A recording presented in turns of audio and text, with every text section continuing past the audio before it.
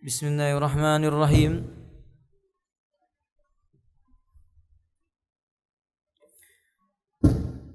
Innal hamdalillah nahmaduhu wa nasta'inuhu wa nastaghfiruhu wa nastahdi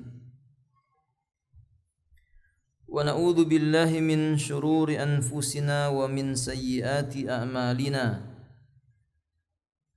Man yahdihillahu fala mudilla lahu wa man yudlilhu fala hadiya lahu.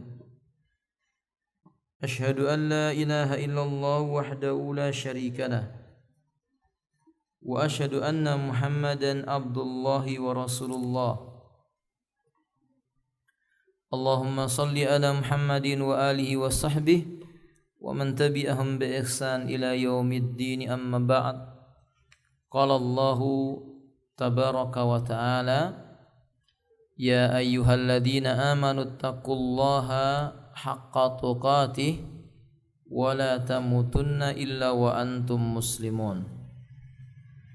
Ya ayyuhan nas ittaqu rabbakumul ladzi khalaqakum min nafsin wahidah wa khalaqa minha zawjaha wa bassa minhuma rijalan katsiran wa nisaa'a wattaqullaha alladzi tasaaluna bihi wal arham innallaha kana 'alaikum raqiba. Ya ayyuhalladzina amanu taqullaha wa qulu qawlan sadida yuslih lakum a'malakum wa yaghfir lakum dhunubakum wa may yuti'illaha wa rasulahu faqad faza fawzan 'azima. Summa amma ba'du, fa inna asdaqal hadithi kitabullah, khairul hadi hadi Muhammadin sallallahu alaihi wa alihi wasallama, wa syarrul umuri muhdatsatuha, fa inna kulla muhdatsatin bid'ah wa kulla bid'atin dhalalah wa kullu dhalalatin finnar. Ummahat dan akhwat, a'azzani Allah wa iyyakum, nuwasil an naqra'a kitab Tawdihul Ahkam min Bulughil Maram, yakni syarhu Bulughil Maram li Syekh Abdullah ibni Abdurrahman Al-Bassam. Kita lanjutkan pembahasan hadisnya, terakhir sampai hadis nomor, ibu-ibu, terakhir hadis nomor berapa? 20, sahih? Sekarang hadis nomor 21. Baik, silahkan ibu-ibu yang bawa bukunya dibaca.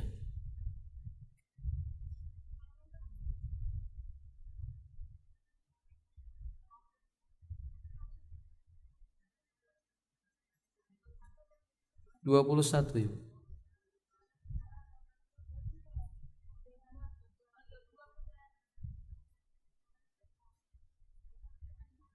Oh, taib, ahsantunna, berarti masuk dalam bab yang baru.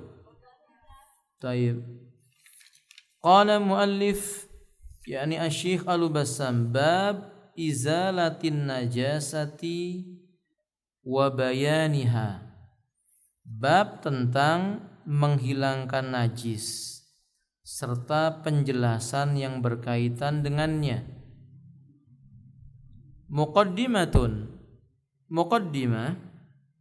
al-izalah, kalimat izalah atau al-izalah. Yuqal, kalau disebutkan di dalam bahasa Arab, lafadznya azaltu syai'a, ay izalatan wazalathu zailan, itu maknanya menghilangkan. Jadi izalah bermakna menghilangkan. Yang kedua, lafadz an-najasah secara bahasa Arab itu masdar, bentuk jamaknya anjas. Sudah saya terangkan pada pertemuan sebelumnya, Bu, ya. Sudah saya terangkan toh? Saya ulangi sedikit. Anjas Jamak dari apa? Najasah. Bisa pula dibaca dengan an-najasu. Wa huwal mustakdaru wal mustakhbasu. Setiap sesuatu yang kotor. Setiap sesuatu yang kotor atau sesuatu yang secara syariat dinamakan dengan najis atau kotor. Ini sudah disebutkan pada pertemuan yang sebelumnya. Mari kita lihat hadis yang membicarakan tentang bab mensucikan atau menghilangkan najis. Hadis yang ke-22. Fadhali. Dari Anas bin Malik radhiyallahu anhu, dia berkata, Rasulullah Shallallahu alaihi wasallam ditanya tentang khamar yang dijadikan cuka. Rasulullah Shallallahu alaihi wasallam menjawab, tidak. Hadis riwayat Muslim dan Tirmidzi. At-Tirmidzi berkata, hadis ini hasan sahih. Nah, An Anas bin Malik radhiyallahu anhu qala, dari sahabat Anas bin Malik radhiyallahu taala anhu, beliau berkata, su'ila Rasulullah sallallahu alaihi wasallam, beliau ditanya Rasulullah sallallahu alaihi wasallam anil khamri, tentang bolehkah khamr itu tutakhadu khallan, diproses untuk dijadikan cuka. Khallan maknanya cuka. Apa kata beliau? Faqala la, enggak boleh. Akhrajahu Muslimun, hadis ini dikeluarkan oleh Imam Muslim.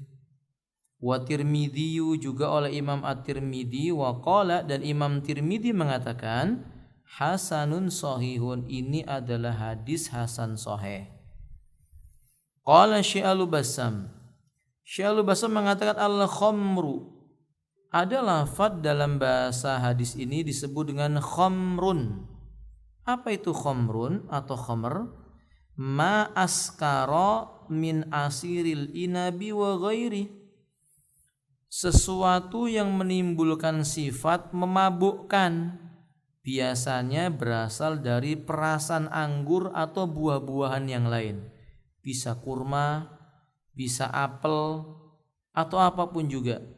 Kalau belum sampai memabukkan, kita menyebutnya dengan asir. Apa itu asir, Ibu? Jus. Tapi kalau dari proses sampai memabukkan namanya khamr.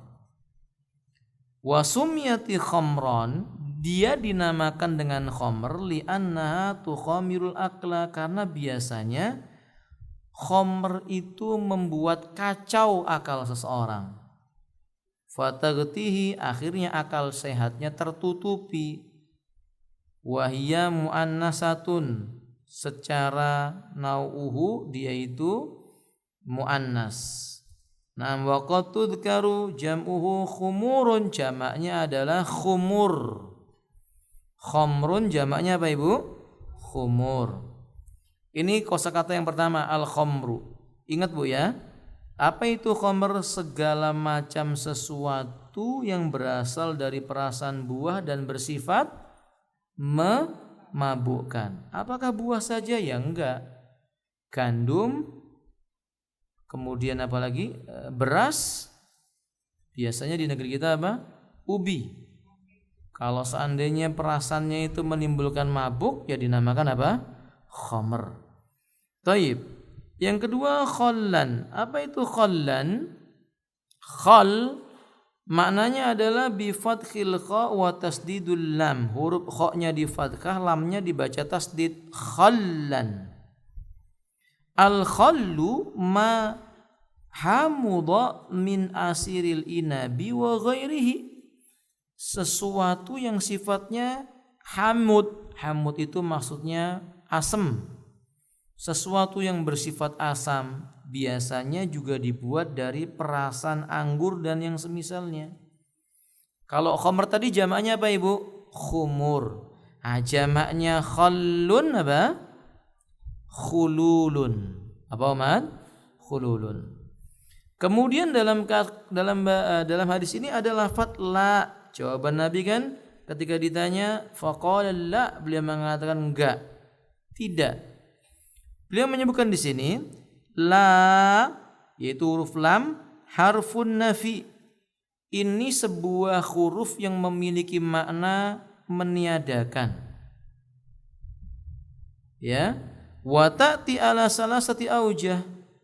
Biasanya bentuk huruf nafi ini datang dalam 3 sisi. 1, antakuna jawaban munaqidhan lin na'am. Di antara sebagian jawab yang bertolak belakang dengan kata ya. 2, kata beliau, salah satunya adalah antakuna jawaban munaqidhan lin na'am. Kalimat la ini sebagai lawan kata dari jawaban na'am. Na'am artinya apa? Ya, berarti kalau lawannya adalah la. Anta muslimah? Na'am, ana muslimah. Fahim? Anta muslim? Na'am, ana muslim. Anti musyrikah? La, ana muslimah. Kalau lain la. Ia menghilangkan banyak kalimat setelahnya. Wadi tukhdaful jumal ba'daha kasiran wahyal muradahunna. Dan inilah yang dimaksud dalam kalimat ini, yaitu memberikan makna peniadaan, lawan daripada ya. Apa boleh kita bikin khamr jadi cuka? Jawaban Nabi apa? Tidak. Maksudnya tidak apa? Tidak boleh. Ma yukhadhu minal hadis. Yang bisa kita ambil dari faedah di sini, awalan pertama al-khamru muharramatun, tidak ada khilaf berdasarkan Quran dan Sunnah dan ijma'nya kaum muslimin yang namanya khamr hukumnya haram. Mau itu khamr cap orang tua atau cap orang muda gitu ya. Mau itu khamr topi miring atau kopiah yang miring, tetap aja khamr hukumnya apa? Haram. Fa ilajuha litauda khallan la yajuz. Diracik, dibuat dengan cara tertentu supaya khamr berubah menjadi cuka. Ini tidak dibolehkan. Hukumnya tetap apa? Haram, kata beliau. Walau binakliya min dillin ila syamsin au aksihi. Walaupun caranya dengan cara disuling, dipanaskan di bawah terik matahari, atau dibawa ke tempat yang teduh terus diubah-ubah seperti itu, tetap penyulingan khamr tadi itu menjadi apa? Cuka, tidak boleh, hukumnya haram. Wa adal mafhum min qauli, inilah pemahaman dari ucapan Nabi, tutakhadu khallan, bolehkah dia dijadikan apa? Cuka. Jawaban Nabi tadi apa? La, enggak boleh. Amma inda Syafi'iyah, tapi ingat ulama-ulama Syafi'iyah berpendapat fal asau annahu yutayiru bin naqliya minad dili ila syamsi wa bil aksi kama fi syarhin Nawawi ala Muslim. Menurut pendapat ulama Syafi'iyah, khamr itu bisa menjadi halal. Khamr bisa menjadi suci setelah diproses dengan cara disuling. Lalu keluar cuma cukanya saja dengan memindahkan dari tempat teduh ke tempat yang terik, dari tempat terik ke tempat yang teduh, sebagaimana dijelaskan oleh Imam An-Nawawi rahimahullah taala dalam kitab Syarah Sahih Muslim, yakni jilid yang ke-13 halaman 152. Kita katakan umat, berarti dari sini kita bisa mengetahui apa itu umat? Ini bab khilaf. Penulis buku ini berdasarkan hadis ini berpendapat hukumnya apa? Haram secara zahirnya. Dan itu yang dipilih oleh mazhab Hanabilah. Ini pula yang dipilih oleh penulis buku Bulughul Maram. Tapi Al-Imam Nawawi menjelaskan hukumnya seperti ini umat. Air yang bercampur dengan benda najis. Misal sungai yang bercampur dengan baul kencing dan bercampur juga dengan ghaid kotoran manusia, diproses keluar bening jernih, masuk dah ke keran-keran ibu-ibu. Suci atau tidak? Nah, maka kata para ulama seperti itu maksudnya, kata Imam An-Nawawi. Kalau memang dipastikan bisa terpisah dari unsur khamrnya, kemudian tidak memabukkan lagi, bahkan rasanya adalah rasa cuka, itu diperbolehkan. Ini pendapat ulama Syafi'iyah. Wallahu a'lam bishawab. Yang kedua, idza khalalat, apabila khamr sudah berubah dipastikan menjadi apa? Cuka. Fa inna la tubau bitakhlil, maka ia tetap tidak dibolehkan. Tidak boleh diperbolehkan. Bal khurmatuha baqiyah, keharamannya tetap ada pada khamr tersebut. Nah, adapun Imam Nawawi berpendapat begini, Ibu. Kalau itu khamr disuling keluar uapnya, kan gitu, Ibu. Uapnya terpisah jadi cuka, benda khamrnya yang asal tetap ada, khamrnya tetap haram, cukanya dihukumi apa? Halal menurut pendapat ulama Syafi'iyah. Tapi penulis buku ini mengatakan tidak, tetap asalnya dari khamr maka hukumnya menjadi apa?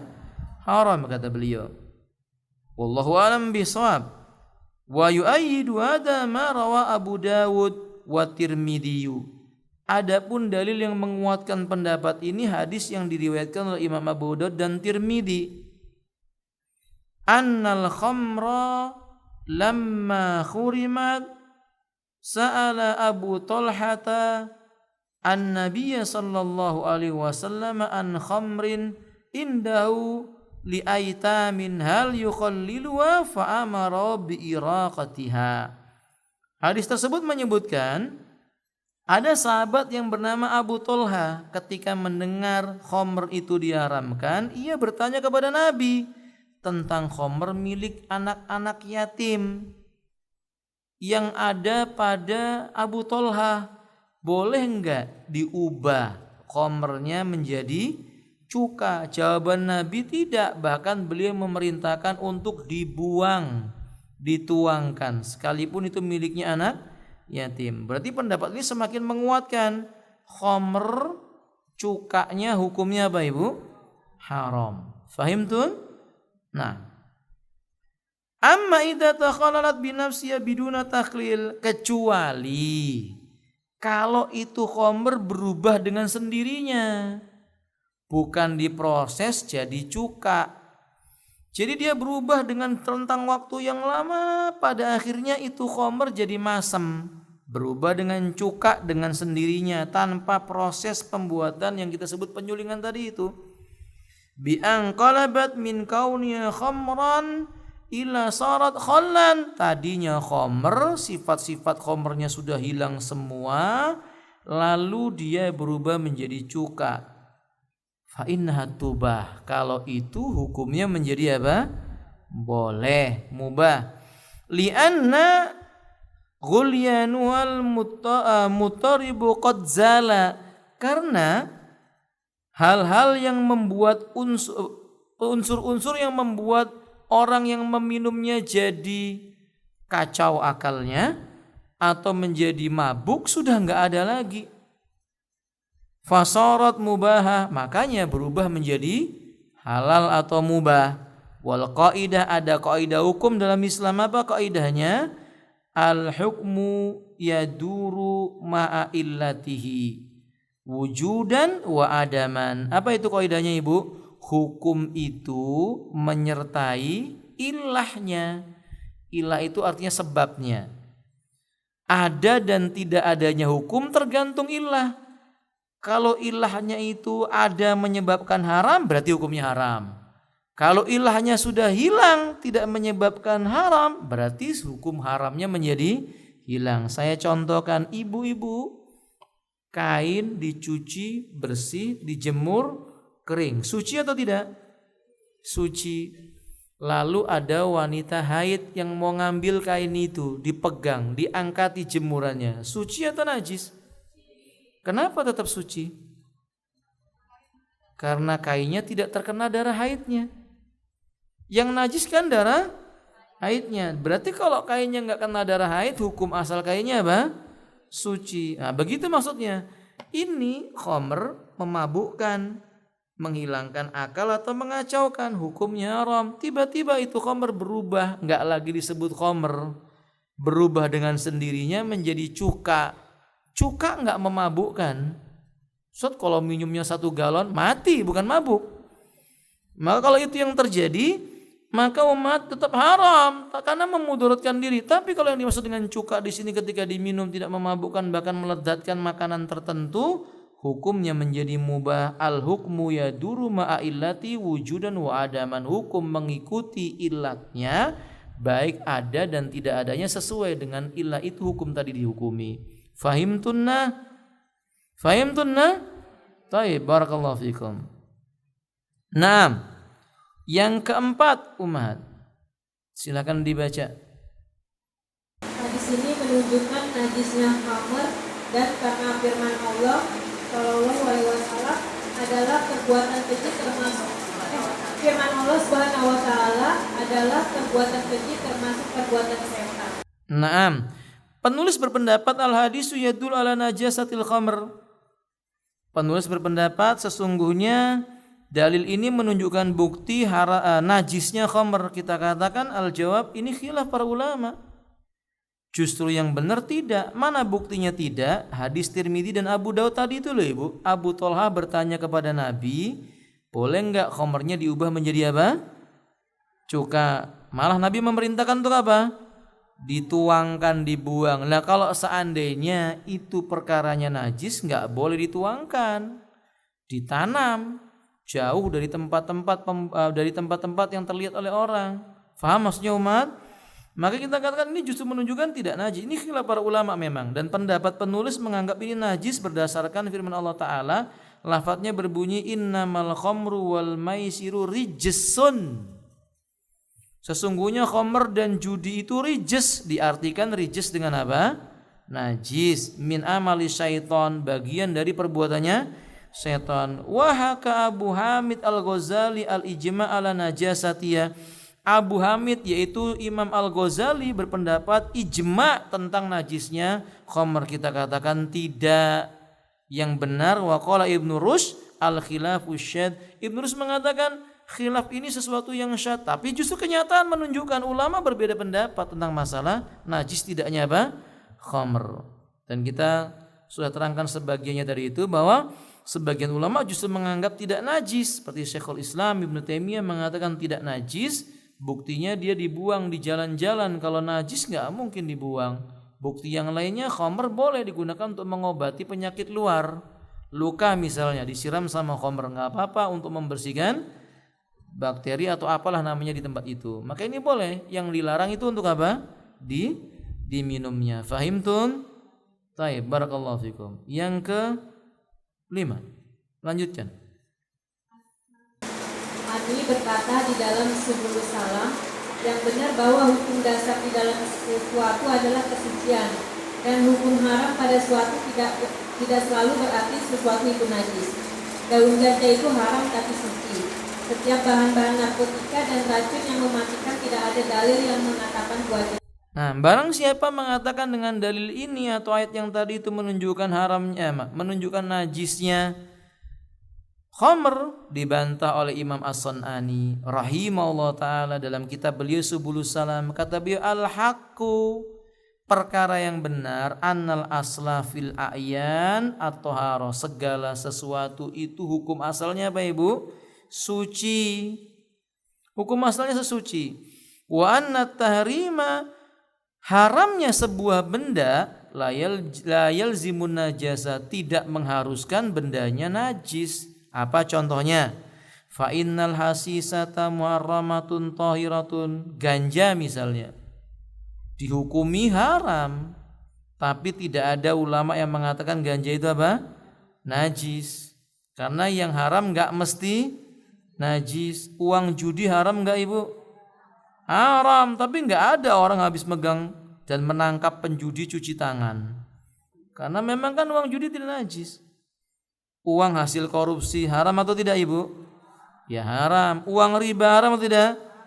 Ya, tapi kalau megang uang riba apakah cuci tangan? Ya tidak. Itu menunjukkan bahwa yang haram belum tentu najis. Wa kulul muhdarati wa samumil qatilati la dalila ala najasatiha. Dan berbagai macam benda-benda lain, misalnya narkotika. Kita nyebutnya apa itu Bu? Narkoba ya. Atau racun-racun yang mematikan, itu hukumnya haram dikonsumsi. misalnya pestisida, boleh nggak diminum Bu? Ya nggak boleh, haram. Tapi terkena pestisida najis tidak?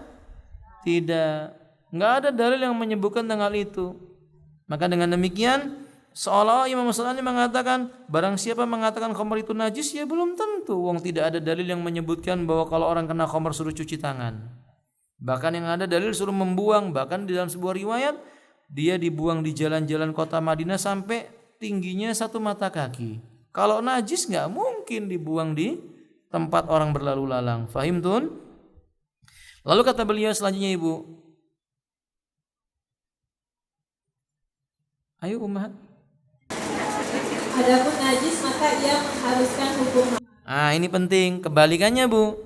Amman najasat, adapun benda itu kalau dikatakan oleh syariat najis, contohnya apa umat? Baulul adami, kencingnya anak Adam, najis tidak? Najis. Fayulazim wa tarim, kalau itu yang terjadi melazimkan, mengharuskan, dihukumi haram.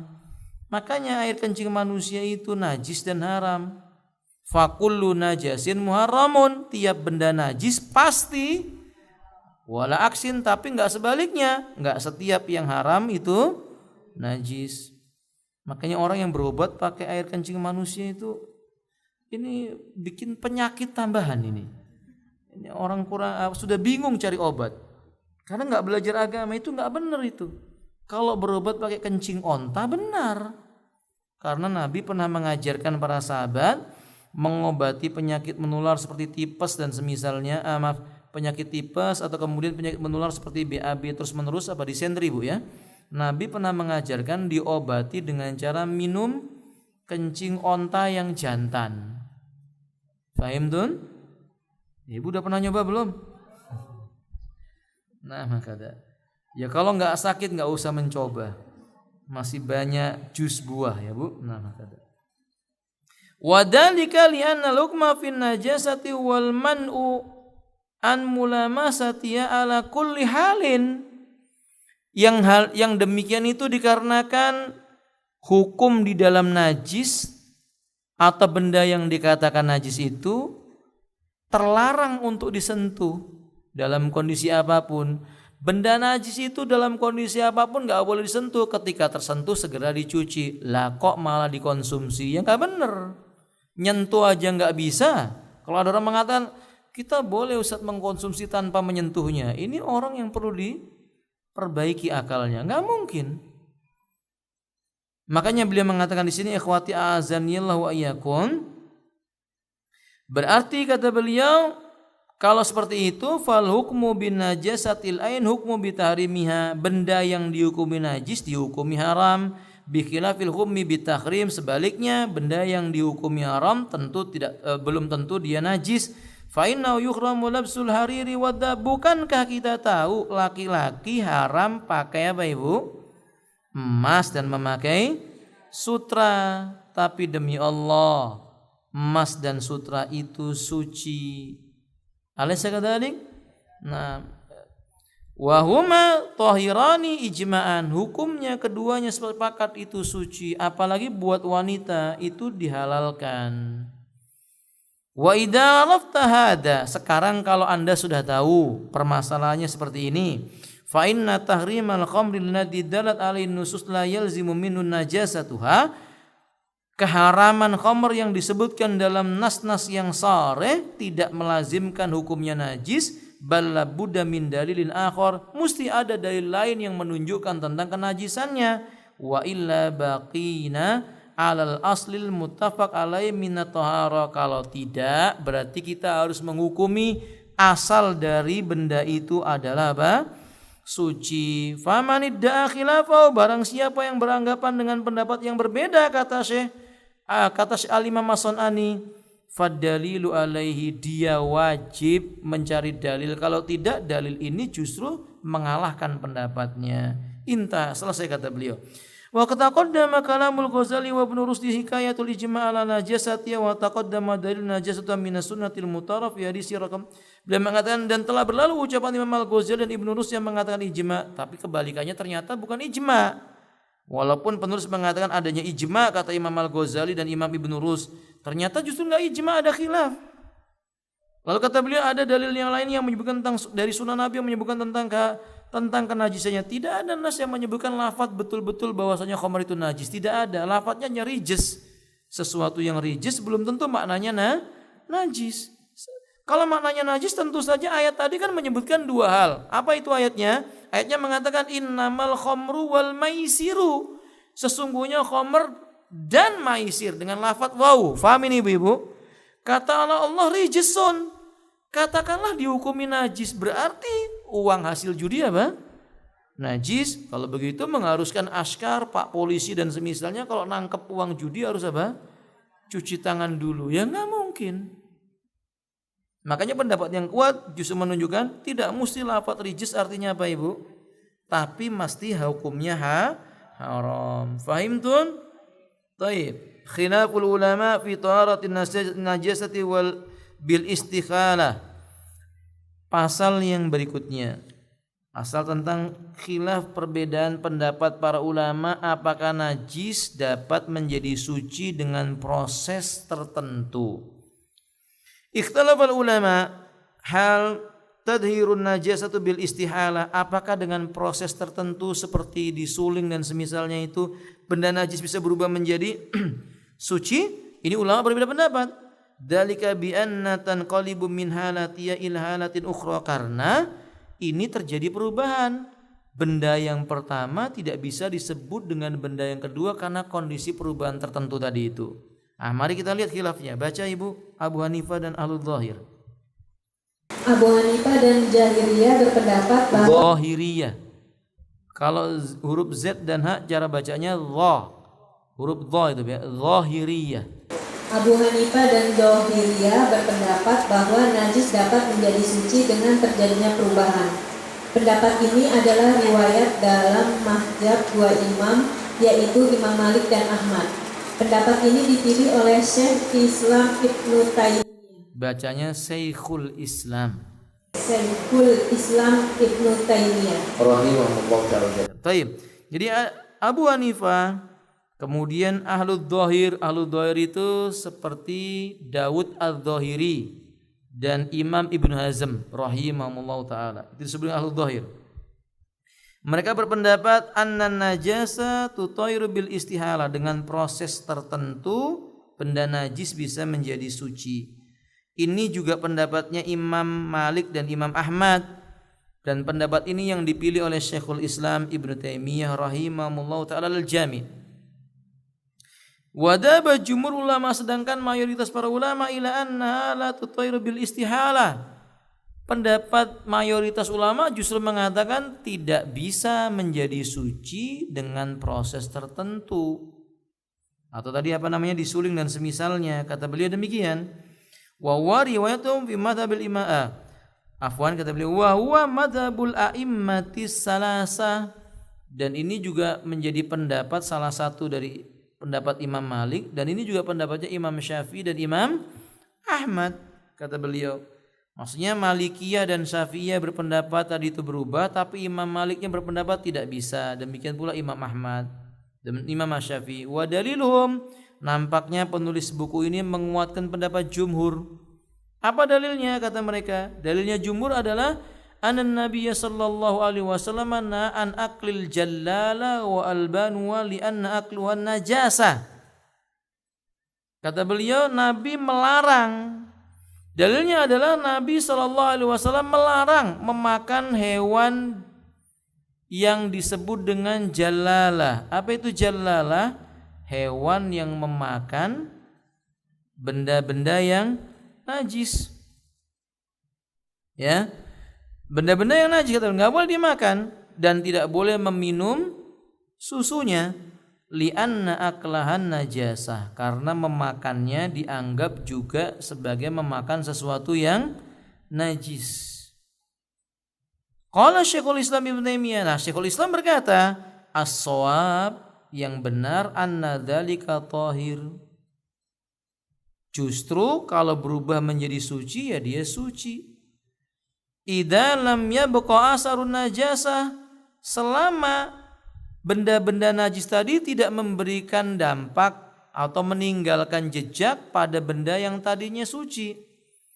Misalnya wala ta'muha, enggak ada lagi jejak najisnya berupa bau, berupa rasa, dan berupa apa? Warna. Paham Ibu? Ada seekor ikan lele lalu makan ghaidnya manusia. Kan di negeri kita ini aneh-aneh Bu ya. Empang itu ada yang plus begitu. Bahkan plusnya ada yang 3 plus begitu. Allahul musta'an. Nah kalau ini dimakan, kemudian misalnya ikan lelenya tadi rasanya, wallahu alam, saya nggak tahu ini Bu. Maksudnya nggak seperti rasa itu, warnanya nggak berubah jadi kuning misalnya, dan juga baunya nggak berubah ya, baunya bau ikan. Menurut pendapat Syekhul Islam, kalau itu tidak meninggalkan jejak sama sekali dari benda yang najis tadi, ya dia suci. Lianna Allah Ta'ala thayyibat wa harramal khaba'is, karena pada dasarnya yang Allah haramkan itu yang jelek, yang buruk, sedangkan sesuatu yang baik tetap dihukumi apa? Halal. Wa dzalika yatba'u sifatul a'yani haqaiqu, demikian pula ini mengenai segala macam benda ya, atau apa saja yang memiliki sifat-sifat yang telah nyata dia itu suci. Fa idza adatil ain khallan wa dakhalat fi thayyibat, maka beliau menyebutkan apabila khamr telah berubah menjadi cuka, maka ia masuk ke dalam kategori makanan yang baik. Tadinya khamr itu buruk, makanya dihukumi apa? Suci. Qala Syekh Muhammad ibn Ibrahim al-Syekh, kata Syekh Muhammad bin Ibrahim al-Syekh, kata beliau al-istihalatu tutahirun najas, perubahan pada benda yang najis dapat mensucikannya. Hada wa sahih, inilah pendapat yang benar. Wa adillatu hadzal qouli wadih, dan dalil-dalil yang menguatkan pendapat ini sangat terang benderang, yaitu jelas. Kesimpulan kata beliau, yang kuat pendapat yang mengatakan jika dia berubah dengan sendirinya tadi itu, hukumnya menjadi apa Ibu? Suci. Fahim tun? Naam kata dia. Wallahu alam bissawab. Yang ke-7, khilaful ulama, ada lagi perbedaan pendapat di antara para ulama. Baca Ibu. Perbedaan pendapat di antara para ulama. Para ulama sepakat bahwa air yang suci dan mensucikan dapat menghilangkan najis.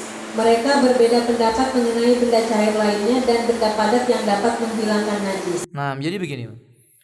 Ulama berbeda pendapat, ulama telah sepakat yang namanya air, hukum asalnya apa Ibu? Suci dan mensucikan. Maka kalau air bisa menghilangkan najis apapun itu. Kalau najisnya najis jilatan anjing, ditambahi dengan apa? Nah, digosok dengan tanah atau pasir. Tapi yang jadi permasalahannya kata beliau di sini, waqtalafu fi ma siwa dzalik, selain air mereka berbeda pendapat.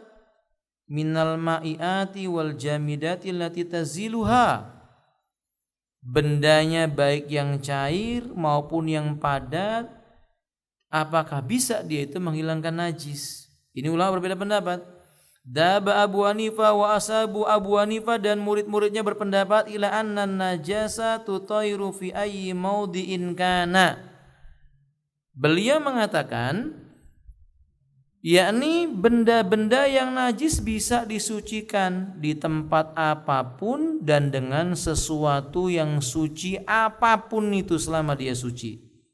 Ya, kata beliau demikian. Yani bi ayyi ta'irin mazilin li aini najasat sawaun kana ma'in au jamidan.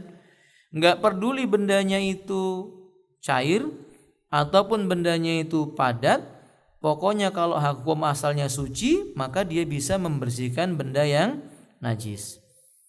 Lalu kata beliau, akhwati azanillah wa iyyakunna wa dawa a'immatu as-salasa. Adapun para a'immah yang 3 berpendapat ila annahu la yutairul malu fin najasa illa bil ma'i tahur illa fi istijmari faqat. Enggak ada benda yang bisa digunakan untuk mensucikan benda yang najis dari benda-benda yang cair kecuali air. Dan kalau benda yang padat itu hanya dalam masalah istijmar. Istijmar apa itu, Bu? Istijmar itu apa, Ibu? Bersuci menggunakan apa? Batu atau benda-benda yang keras. Enggak boleh kalau ada anak Kalau ibu-ibu misalnya tangannya kena air kencing lalu disucikan pakai batu, nggak boleh. Atau disucikan dengan air kelapa, ya nggak boleh. Walaupun air kelapa itu apa? Suci, tapi dia tidak berfungsi mensucikan. Ini pendapat 3 imam tadi itu. Ibnu Rus mengatakan, kalau Ibnu Rus, baca ibu silakan. Ibnu Rus berpendapat bahwa sebab perbedaan ulama adalah apakah yang dimaksud dengan menghilangkan najis dengan air berarti menghilangkan substansi najis saja, maka sama saja di dalam hal ini segala sesuatu yang dapat menghilangkan benda najis dengan air atau air memiliki kelebihan khusus yang tidak dimiliki selainnya. Abu Hanifah berdalil dengan hadis dan atsar dalam hal ini. Di antaranya hadis riwayat Abu Daud dan Abu Hurairah, Nabi Muhammad Shallallahu Alaihi Wasallam bersabda, apabila salah seorang di antara kalian menginjak kotoran dengan kedua sandalnya, maka debu dapat menyucikannya. Nah, jadi dalilnya Abu Hanifah. Sebentar, Ibnu Rus mengatakan sebab-sebab terjadinya perselisihan itu adalah apakah najis itu hilang karena sebab disiram air begitu saja atau esensi air menghilangkan substansi najis. Kalau memang permasalahannya esensi air itu menghilangkan substansi najis, apa saja yang bisa menghilangkan substansi benda yang najis maka dianggap mensucikan. Begitu maksudnya. Faham ibu? Ini pendapatnya siapa? Abu Hanifah. Makanya Abu Hanifah menggunakan dalil dari hadis Nabi SAW yang beliau berkata, idawati ahadukumul ada. Bila salah seorang di antara kalian sendalnya itu binalaihi kena kotoran manusia, al-ada di sini kotoran manusia. Fa inna turaba lau tahurun, sesungguhnya debu-debu yang digosokkan sendal padanya tadi itu mensucikannya. Ini hadis yang sahih. Wa bima rawahu Tirmidzi fi sunani, sebagaimana hadis dalam Imam Tirmidzi juga hadis nomor 143. Hadis Ummu Salamah, beliau bertanya kepada Nabi SAW, ini imra'atun atilu daili, saya ini wanita bajunya sampai menjuntai menyentuh bumi atau tanah. Wa amsi fil makanil qadiri, kadang saya melewati tempat yang kotor. Faqala la Rasulullah SAW, kata Rasulullah SAW, yutahhiruhu ma ba'dah, itu debu-debu yang ada di hadapannya mensucikan kainmu yang menjuntai ke tanah. Dan masih banyak dalil-dalil lain dan asar para sahabat. Lalu apa kata beliau? Wa adalah disusa kataan wa Abu Daud wal Mundiri. Wa qala al-Qadhi Abu Bakar ibnu Arabi hadzal hadis mimma rawahu Malik fa sahha wa in kana ghairul lam yarau sahihan. Kata beliau, yakni hadis yang tadi kita baca, Imam Abu Daud, Al-Mundiri, Al-Qadhi Abu Bakar tidak mengomentari masalah ini. Afwan, Imam Abu Daud Al-Mundiri tidak mengomentari hadis ini, tapi Imam Al-Qadhi Abu Bakar dan Ibnu Arabi berkata bahwa Al-Qadhi Abu Bakar Ibnu Arabi mengatakan ini hadis kalau yang diriwayatkan Imam Malik dia sahih, sekalipun ulama lainnya tidak memandangnya sebagai hadis yang sahih. Riwayat lainnya dari Imam Ahmad menggunakan pendapat ini. Ibnu Uqail, Syekh Taqiyuddin juga memilih pendapat ini, tapi Syekh Abdurrahman As-Sa'di menjelaskan. Saya bacakan terjemahnya. Kata Syekh Abdurrahman As-Sa'di, pendapat yang sahih mengatakan bahwa najis apabila hilang bentuknya dengan sesuatu apa saja maka ia menjadi suci.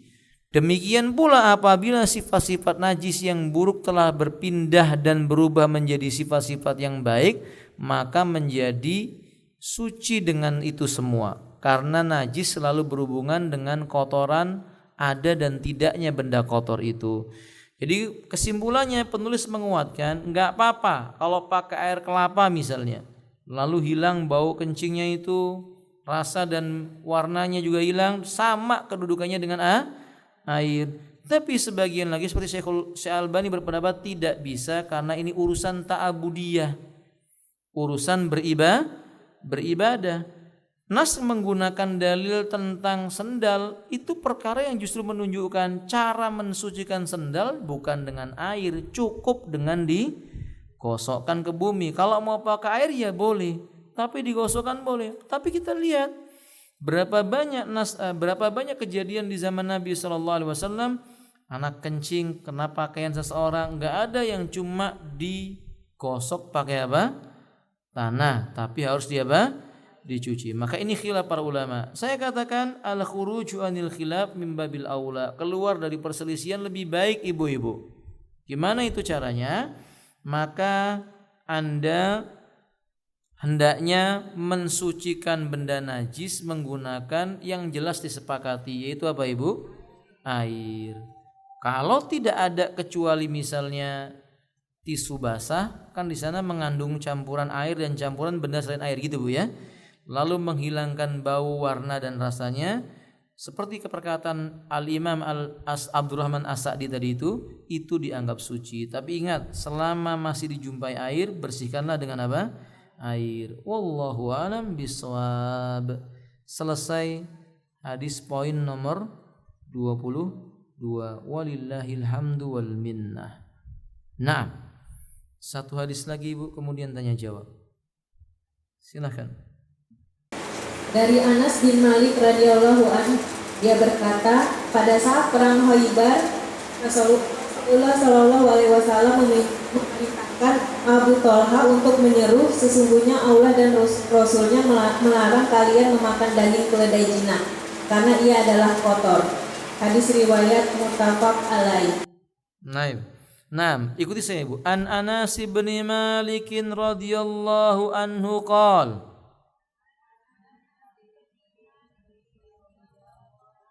Ulang. An Anas bin Malik radhiyallahu anhu qala. Ma-nya panjang Bu. Mimnya dibaca apa? Panjang. An Anas bin Malik radhiyallahu anhu qala.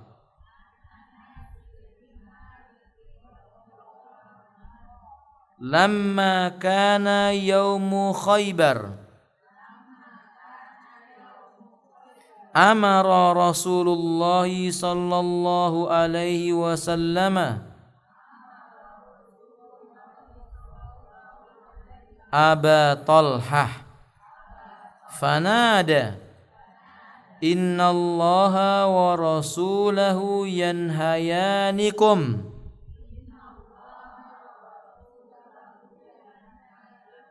an lukhumil khumuril ahaliyah an lukhumil khumuril ahaliyah. Boleh ahaliyah, boleh ahliyah. Fa innaha rijsun muttafaqun alaih.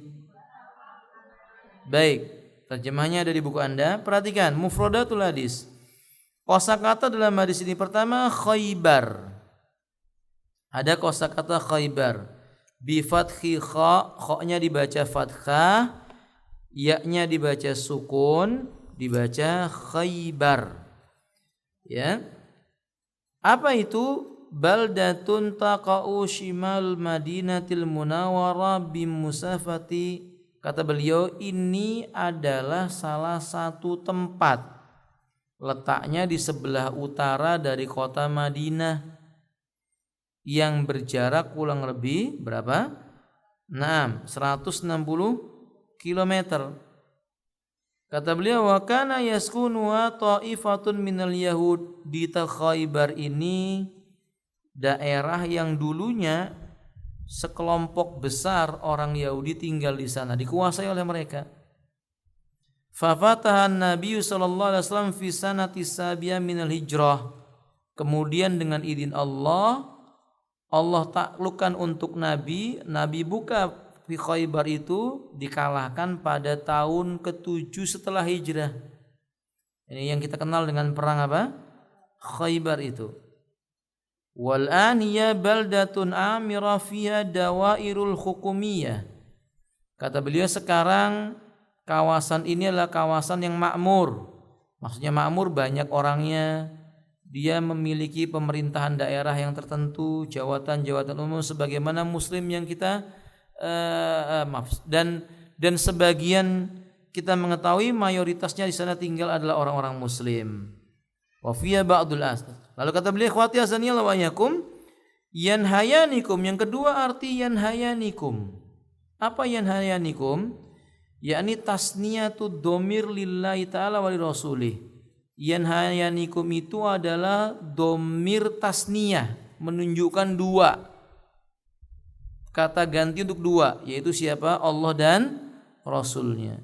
Lalu luhum itu jamak dari lahmun. Arti lahmun adalah daging. Ya, arti lahmun adalah daging.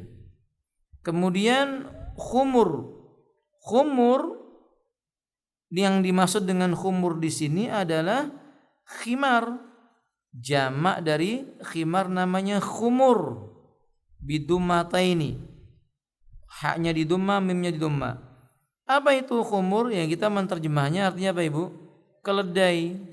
Ya, hewan yang jinak dari jenis kuda yang digunakan untuk mengangkut barang-barang untuk menjadi tunggangan. Jadi kalau keledainya itu sudah jinak, dipelihara untuk mengangkut tunggangan, namanya khumurul ahliyah. Keledai-keledai yang jinak. 6. Kemudian ahliyah, arti ahliyah ya ini muannasul ahli, nisbatu ila ahli diddil wakhshi. Arti ahliyah lawan dari wakhsh. Wakhsh itu artinya liar. Berarti kalau ahliyah itu artinya jinak. Kemudian lafaz rijis, roknya dibaca kasrah, jimnya disukun, maka rijisun. Ini jamaknya adalah arjas. Jamaknya apa Ibu? Arjas. Artinya adalah kotoran yang dilarang. Atau qadiratun muharramun, sesuatu yang kotor dan haram. Sesuatu yang kotor dan haram disebut dengan rijis. Apa yang bisa kita ambil dari hadis ini? Pertama, ummahat, dari ini menunjukkan najasatul khumril ahliyah, najisnya daging keledai, filahmia wa damia, dan juga darahnya keledai, wa bauliha, dan juga kencingnya keledai, wa rausiha, dan kotoran tinjaknya keledai. Makanya enggak, hati-hati Ibu ya. Kalau Ibu ada di padang pasir tidak menjumpai air, cari batu, hati-hati, karena kadang-kadang itu kotoran apa? Keledai yang mengeras. Dan keras banget kotoran keledai itu. Nah, kata hukumnya apa? Najis. Enggak boleh buat bersuci. Yang kedua, amma irquha wa lu'abuha wa badanuha fa fi khilafu sayati insyaallah. Adapun kaitannya dengan liur lalu tubuhnya, ulama berbeda pendapat, atau keringatnya. Nanti akan dijelaskan perbedaan pendapat tersebut insyaallah, tapi pendapat yang kuat tidak najis. Sebab kalau najis tentu ketika Anas bin Malik tangannya kena liurnya keledai akan dicuci, ternyata tidak. Kalau najis tentu nggak boleh buat ngangkat barang, namanya keledai suatu saat dia berkeringat kan gitu. Kalau keringatnya kena benda berarti dia najis. Makanya pendapat yang kuat insya Allah yang mengatakan kalau liurnya tidak najis. Yang ketiga, dari ini menunjukkan tahrimu akli luhumnya wa syurbi labaniha. Kalau keledainya jinak, minum susu keledainya nggak boleh, makan daging sembelihannya juga nggak boleh.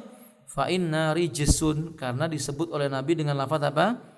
Rijis, yaitu kotor lagi haram. Wal rijisu wal qadirun najas, yaitu sesuatu yang kotor, najis atau haram. Yang keempat, taqidu bil khumul ahliyah. Ingat, ini cuma dikhususkan untuk hewan keledai yang jinak. Dalilun ala taharati wa ibatil khumul wakhsiyah. Berarti kalau keledainya keledai yang tidak jinak, mungkin nemu keledai di hutan atau di mana gitu yang tidak jinak, yang liar, itu enggak apa-apa. Air susunya halal diminum, demikian pula dagingnya halal dikonsumsi. Lamma fiha minal madari sihiyya wa li'anna khabisun mustaqdir, dengan yani kata dzalika anna saydun tayrun halalun, karena memang pada asalnya keledai yang dia itu tidak dipelihara, dia hukum asalnya suci dan halal. Yang kelima, at-ta'lilu bi anna rijisun, yang menyebabkan keledai jinak itu dikatakan sebagai benda yang rijis, ya. Benda ini dikatakan, keledai ini dikatakan oleh Nabi ini rijis, kotor dia itu. Dalil ala anna kulla ainin najasa faya muharramatun, menunjukkan segala macam benda-benda yang najis itu hukumnya haram. Nabi katakan dia ini rijis, najis ini kotoran dan sebagainya, makanya hukumnya haram. Makanya umat yang dimuliakan Allah Taala, kucing, ketika ada perbedaan pendapat para ulama tentang masalah kotorannya, mayoritas para ulama berpendapat kotoran kucing itu najis. Kotoran kucing itu najis sehingga dihukumi dagingnya haram dikonsumsi. Gimana dengan ikan lele? Kotorannya najis tidak, Bu? Kotoran ikan lele. Kotorannya ayam. Kotorannya kerbau sudah yang gede. Najis tidak, Ahmad? Tidak, karena tidak ada dalil yang menunjukkan tentang kenajisannya. Maka itu salah satu sebabnya juga dikatakan dagingnya halal. Maka ada sebagian ulama memiliki kaidah, hewan-hewan yang dagingnya halal dikonsumsi tidak boleh dikatakan kotorannya najis, tapi tetap kotor. Gak boleh orang kena kotoran ayam masuk masjid, ya baunya mengganggu orang lain. Fahim tuh? Nah, hakada. Wallahu alam bissawab. Ya, ibunda sekalian, mungkin sampai di sini. Nanti yang lainnya kita akan teruskan di pertemuan berikutnya insyaallah. Baik, sampai di sini ibu-ibu, kita lanjutkan pertemuan besok insyaallah. Kurang lebihnya saya mohon maaf. Wa akhiru da'wana alhamdulillahirabbil alamin. Subhanakallahumma bihamdik, asyhadu an la ilaha illa anta, astaghfiruka wa atubu ilaik. Assalamualaikum warahmatullahi wabarakatuh.